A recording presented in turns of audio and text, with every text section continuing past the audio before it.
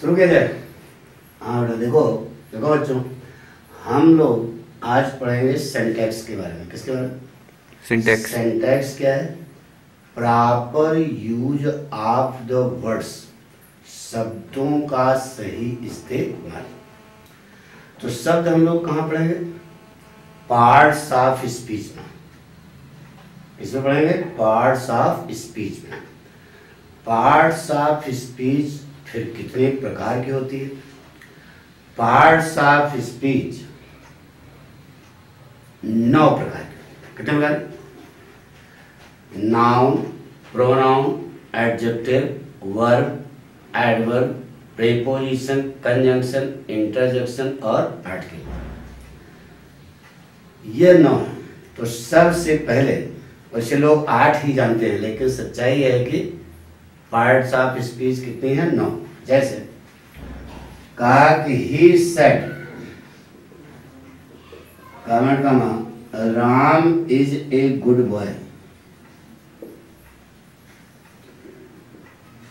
अब यह स्पीच है कि डायरेक्ट से इनडायरेक्ट नेशन में आपको बताया गया होगा कि इसे रिपोर्टेड स्पीच कहते हैं, इसे रिपोर्टिंग वर्ब कहते हैं।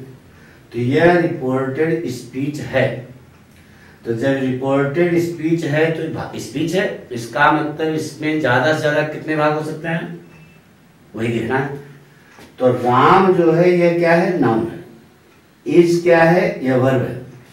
गुड क्या है? एडजेक्टिव है। बॉय क्या है? नाउन है। तो यह ए जो है इस स्पीच का भाग है कि नहीं है? तो अब प्रश्न यह उठा कि ए क्या है? तो ए आर्टिकल है। क्या है? वही 8-9 प्रकार हो गया। Noun, pronoun, adjective, verb, adverb, preposition, conjunction, interjection और आर्टिकल। तो आज हम पढ़ेंगे किसके बारे में? आर्टिकल के बारे में। Hello, article. आर्टिकल माने क्या होता है ये पहले जान लें। आर्टिकल माने होता है बेटा उपपद। क्या होता है? उपपद। अब उपपद क्या है ये भी जानना। तो उप माने समीप और पद माने नाउन। नाउन माने संज्ञा। संज्ञा के समीप में जो इस्तेमाल किया जाता है दैट इज कॉल्ड उप। तो उप, अग्रपद, उपपद, अनुच्छेद, कई इसके नाम है, लेकिन ओरिजिनल नाम क्या है? उपपद। उप माने समीप और पद माने नाउन। नाउन माने क्या होता है? संज्ञा। यानी कि जो संज्ञा के समीप में इस्तेमाल किया जाए दैट इज कॉल्ड उपपद। तो अब प्रश्न हुआ कि आर्टिकल आएगी किसके लिए? आर्टिकल नाउन के लिए आती है। किसके लिए? आर्टिकल आएगी किसके लिए? नाउन के लिए। आर्टिकल कितने प्रकार की होती है? आर्टिकल 2 प्रकार की होती है। एक तो होती है इनडेफिनेट आर्टिकल और दूसरी होती है डेफिनेट आर्टिकल। इनडेफिनेट आर्टिकल 2 होती है ए और एन, और डेफिनेट आर्टिकल केवल एक होती है, वह क्या है? द। इनडेफिनेट आर्टिकल माने अनिश्चित उपपद और डेफिनेट आर्टिकल माने निश्चित उपपद। इनडेफिनेट आर्टिकल 2 हैं, ए और एन। ए माने एक, एन माने एक। तो द माने क्या होता है? द माने आज वह। परेशान में भी हम समझाएंगे कि द वह कौन सा वह है। तो आज हम पढ़ेंगे इनडेफिनेट आर्टिकल। Indefinite article. अब यह इनडेफिनेट आर्टिकल कैसे होती है? 2, ए और एन। ए माने एक, एन माने एक। यह कहां से शब्द आए, कहां से पैदा हुए, यही इस पता कर लो। इनडेफिनेट माने क्या होता है? अनिश्चित। अनिश्चित माने क्या होता है? कोई। अनिश्चित माने कोई। और कोई की अंग्रेजी क्या होती है? एनी। कोई की अंग्रेजी क्या होती है? एनी। इधर देखो, वाई हटा दो क्या बन जाएगा? एन।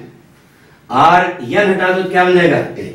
मतलब क्या होगा, a and an are the short form of any. A और एन एनी का क्या है, शॉर्ट फॉर्म। फिर समझो, इनडेफिनिट माने अनिश्चित, अनिश्चित माने कोई, कोई की अंग्रेजी क्या होती है, एनी। तो एनी जो है, एनी का वाई हटा दो तो क्या मिल जाएगा, एन। यह हटा दो तो क्या मिल जाएगा, ए। इसका मतलब क्या हुआ, a and an are the short form of any. ये पैदा कहां से हुए, एनी से, क्योंकि इनडेफिनिट आर्टिकल माने होगा अनिश्चित उपपद। उत्पत्ति समझ आ गई कहां से हुआ। अब आगे चलते हैं। अब एक लड़का बुद्धिमान खड़ा हुआ, उसने कहा गुरु जी, ए माने एक, एन माने एक, दोनों का अर्थ एक है, दोनों की जात एक है, दोनों का काम एक है। दोनों का अर्थ एक है, दोनों की जात एक है, दोनों का काम एक है। तो अंग्रेज मूर्ख था क्या, ये दोष क्यों बनाया, ये बताइए, इसमें कुछ गड़बड़ है।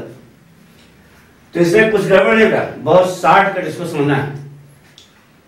हिंदी का स्वर व्यंजन मालूम है क्या, आ ई उ ए ओ अंग अ, यह हिंदी का क्या है, स्वर। और क से लेकर के ज्ञ तक, छत्रंग ज्ञ तक, ये सब क्या है, व्यंजन है हिंदी में। तो एक शब्द हिंदी का पढ़ो, क्या बेटा, मान लीजिए एक शब्द है घट। इस घट में कितने वर्ण हैं, इस घट में 4 वर्ण हैं। कितने वर्ण हैं, 4 वर्ण। कैसे, हिंदी अगर आती होगी तो मालूम होगा, घ धन अ धन ट धन अ। यह हिंदी का क्या है, व्यंजन। व्यंजन के बाद स्वर, स्वर के बाद व्यंजन, व्यंजन के बाद स्वर। यही पूरे वाणी जगत का क्या है, क्रम। स्वर व्यंजन स्वर व्यंजन स्वर व्यंजन। अब आइए पॉइंट पे। अब हिंदी से समझना बहुत सरल सा पॉइंट है। क्या लिखा है, ए। ऊपर इसको हिंदी में उच्चारित कर लो, ऐसे लिखोगे ना। अब ए स्वर है कि व्यंजन है, स्वर है कि व्यंजन है, हिंदी का ऊपर वाला स्वर है। तो स्वर के बाद क्या आता है, व्यंजन। तो इसका मतलब आगे जो उच्चारण होगा, उच्चारण हिंदी का व्यंजन आना चाहिए। अब हमने लिखा ऐन, ऐन को पहले हिंदी में लिखो, ऐन ऐसे लिखा जाएगा। अब स्वर व्यंजन, व्यंजन के बाद क्या होना चाहिए, स्वर। तो यहां उच्चारण क्या आना चाहिए, उच्चारण हिंदी का स्वर आना चाहिए। ए ई आई ओ यू से भी कुछ लोग इस बात को क्लियर करते हैं, लेकिन नहीं बेटा, इसके अलावा और कोई तर्क नहीं, यही सबसे अच्छा है। अब हम आपको समझाएंगे कि क्या कहना चाहते हैं। तो एक लाइन नीचे देख लो, जिस अंग्रेजी शब्द का उच्चारण, जिस अंग्रेजी शब्द का उच्चारण हिंदी के स्वर से शुरू होगा, उसके पहले ऐन लगेगा, बाकी अनिश्चित वस्तुओं के पहले आर्टिकल ए लगेगी। क्या लगेगी, ए।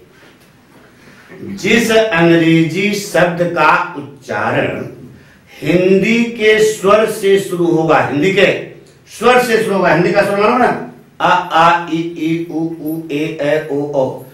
जिस अंग्रेजी शब्द का उच्चारण हिंदी के स्वर से शुरू होगा, उसके पहले एन का प्रयोग, बाकी अनिश्चित वस्तुओं के पहले ए का प्रयोग। अब देखो, she gave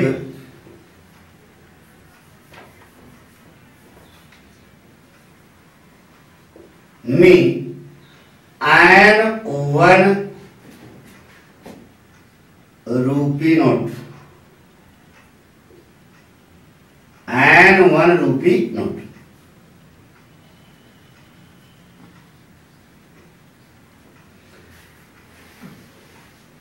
he is a honest boy. कुछ नहीं, बहुत सरस है। यह 1 रूपी नोट को पहले हिंदी में लिखो, हिंदी में 1।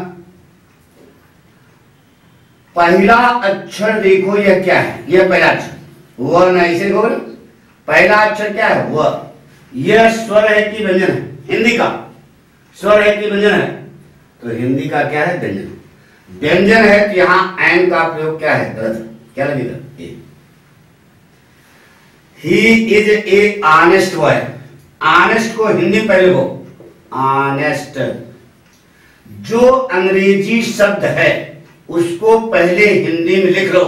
अगर पहला अक्षर व्यंजन है, पहला अक्षर हिंदी का व्यंजन है तो क्या लगाना? ए। और अगर पहला अक्षर हिंदी का स्वर है तो वहां पर उसके पहले क्या लगाना? इसके अलावा कुछ भी नहीं, यही है।